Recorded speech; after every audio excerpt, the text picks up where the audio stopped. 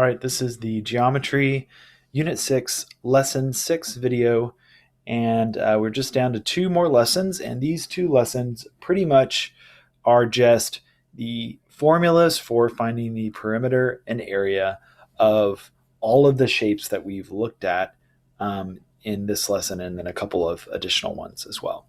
So we're going to walk through each one.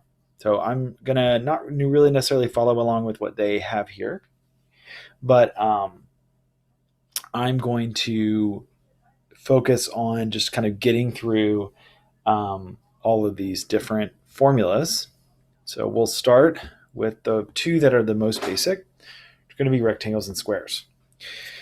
So just to kind of get us started, perimeter refers to the distance around the outside of the figure.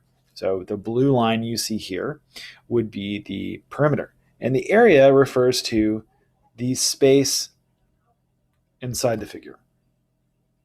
So we are going to find both. And each one of these is going to have a formula. I highly recommend you writing down these formulas and keeping them with you for the test. I will also post them on the notes page. So let's talk through our two formulas. So we'll start with perimeter. The perimeter of a rectangle is found by multiplying the length and the width times 2 and adding them up. So let's go ahead and do this. We're going to say this is 8 centimeters, and we're going to say this is 4 centimeters. This would be the length because it's the longer of the two sides. This would be the width. So then the perimeter would be equal to 2 times 8 plus 2 times 4. 2 times 8 is 16. 2 times 4 is 8. So then the perimeter is 24 centimeters for that rectangle. I'm going to grab this square and move it out of the way. We'll come back to it later. I'm going to move all this stuff down. All right.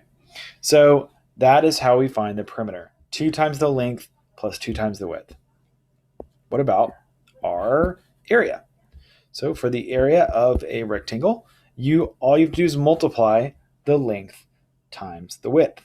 Very simple. So the length is 8, the width is 4. 8 times 4 is 32 centimeters, and then we put squared. Because when we find the area, we are finding a measure of square because we're basically counting, in a sense, the squares inside this figure. So if I were to erase everything here, I'm finding how many of these squares there are. If I were to count all of these up, I would get 32. And so that's why we are referring to it as square centimeters. All areas are found in units that are squared.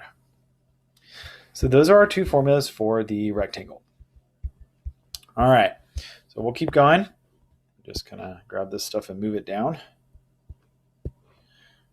And let's bring square back up where we can work on it. All right, so square is going to be our next one. Squares are very similar to rectangles, except squares have all 4 sides being the same length. So this is a length of 5, and this is a length of 5. So in a sense, those are both the length and the width, but we just call it S, or the side length. And let's call this inches.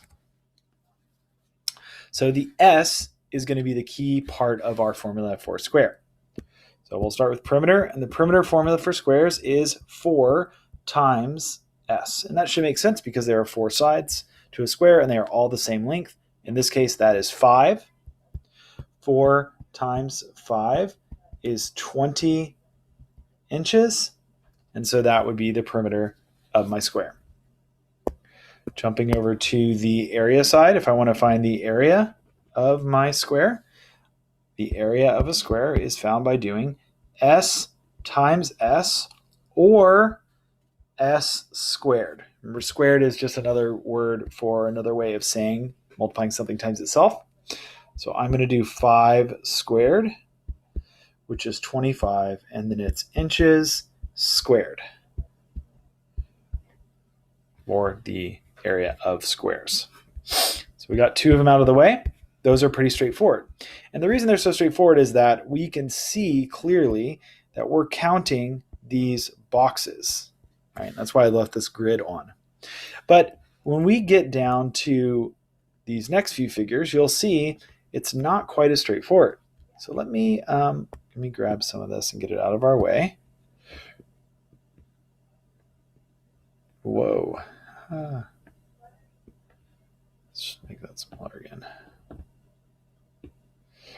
All right, this is our parallelogram. It kind of got, we're just going to have to draw some of these again. Let me just move this out of the way. Let's move this back over here with parallelogram. Let's grab this whole guy and bring him over here. Let's grab this guy. Move him down here. All right. So we'll worry about all that here in a little bit. But right now, we've got our parallelogram, and we need to figure out how to find the area of this, because you'll notice this has these little parts of squares here, here, here, and here. So these are obviously easy to count if I were to just count those squares, but what about these parts here and here? Well, the formula for the parallelogram manages to account for that. What I mean by that is it manages to figure out a way to find the formula without having to get super detailed, because if I were to chop this parallelogram off right here and take this little section and move it, it would perfectly fit right here. So this part is the same as this. So when I do that, I end up with a rectangle. And so I'm going to back out from what I just did. And we're going to actually just talk straight away about the formula. So the way the formula for parallelograms works is for perimeter, I just add 2a plus 2b. You might be thinking, well, where's a and b coming from?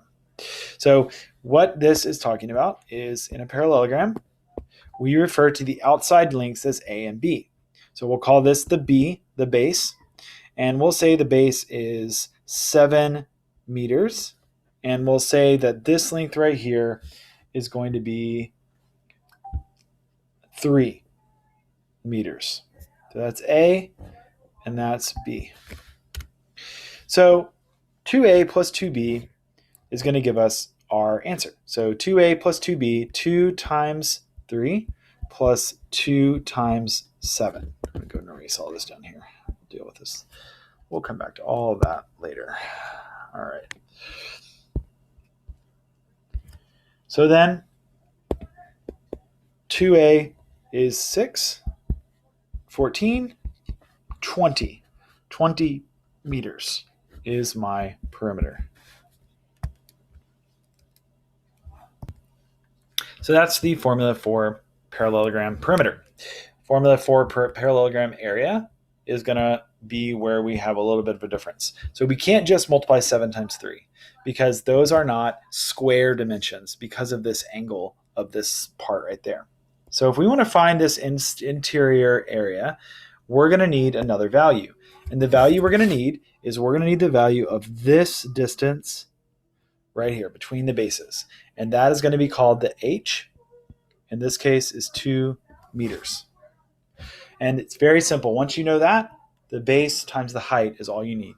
B times h. B is 7. H is 2.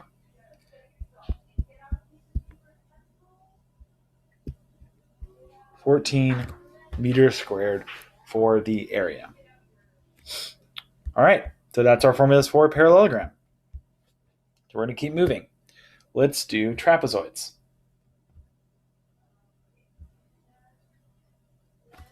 Trapezoids, just going to get one drawn here.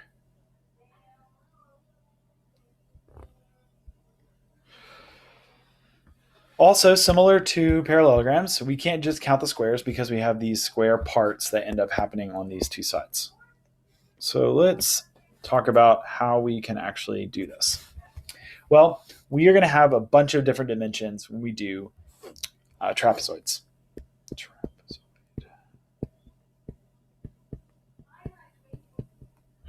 So let's talk about the different parts we get. We're going to have two bases. We're going to call it base 1, base 2. Base 1 is going to be 16. Base 2 is going to be 12. We're also going to have a measure again for this distance here between these two. We're going to call that the h.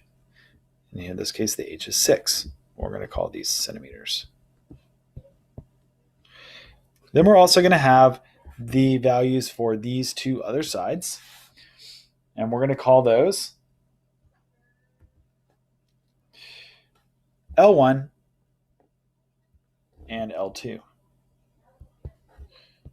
So L1 and L2, we're going to say this one is 8 and this one is 7. So you see we have all these different. We have B1, B2, L1, L2, and H. And just to get started, first, the perimeter is the easiest one. Perimeter, we already know perimeter is just the distance around the outside. So if I add base 1 plus base 2 plus L1 plus L2, I'm going to get the perimeter. That one's pretty straightforward. So we're just going to add all these values up, except this middle one. We're not going to add that one up. So we're going to have 16 plus 12 plus 8 plus 7. And then we'll add that up. Let's go over to our Desmos calculator. Nope, I don't want to leave. I want to go here. Let's get back into it. And we have 16 plus 12 plus 8 plus 7. 16 plus 12 plus 8 plus 7 is 43. 43 is my perimeter. That equals 43 centimeters. All right, now what about my area? Well, area is a little bit different. I won't get into too much detail, but if I chop half triangles off here and here, and I flip them up, they will fill this space here. And we're not going to do that whole process, but what formula we get from that is the following. We have the following formula. A area equals base 1 plus base 2 divided by 2 times the h, which we haven't used yet. So we're going to use our base 1 and base 2 are 16 and 12. So then the area is 16 plus 12 divided by 2 times our height, which is 6.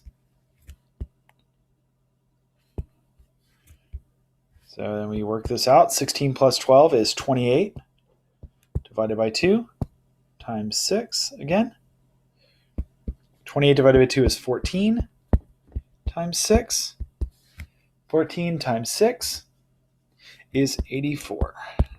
Use your calculator for that if you're not sure. Our units were in centimeters.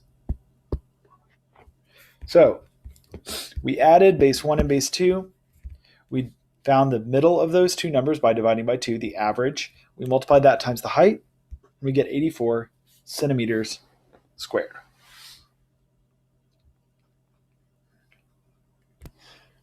All right, now let's jump over to kites. So this will be the last one we have to cover. With kites, the perimeter formula is, again, pretty straightforward. There's really not a formula per se. You just need to add up all the sides of the outside. Obviously, this side here, and let me go back from that. This side here and this side here are the same. This side here and this side here are the same. We know that about kites. So we're going to do 12 for this as well and 9 for this as well. So we're going to do 12 plus 9 plus 12 plus 9. And that's going to give us our perimeter. Here's this. 12 right there. So again, we know these are the same because that's one of the properties of kites. They have two pairs of congruent consecutive sides. So we add all these up. Over here, we can do 12 plus 9 plus 9, and we get 42. So that's going to be 42 centimeters for my perimeter. So there's a long explanation for how to find the area of the kite, but I'm going to kind of just go right into the formula because it is pretty straightforward. The formula is the following. Area equals 1/2 of diagonal 1 times diagonal 2. Now I've gone ahead and given you the lengths of these diagonals over here. I didn't want to write them in because there wasn't a lot of space, but D1 is the one here, D2 is the one that goes here. There's 16 and 12. So it's going to be 1/2 times 16 times 12. So we go over to Desmos, and we can do 1/2 times 16 times 12. And I get 96. And since it's centimeters, it's going to be centimeters squared. So I will put formulas for you in the notes. You'll have these examples in front of you as well. And that's going to be what you need for all the questions down here. Perimeter of kite, area of kite, perimeter of trapezoid, area of trapezoid, and then just some questions about the vocabulary, which will require you to do some reading.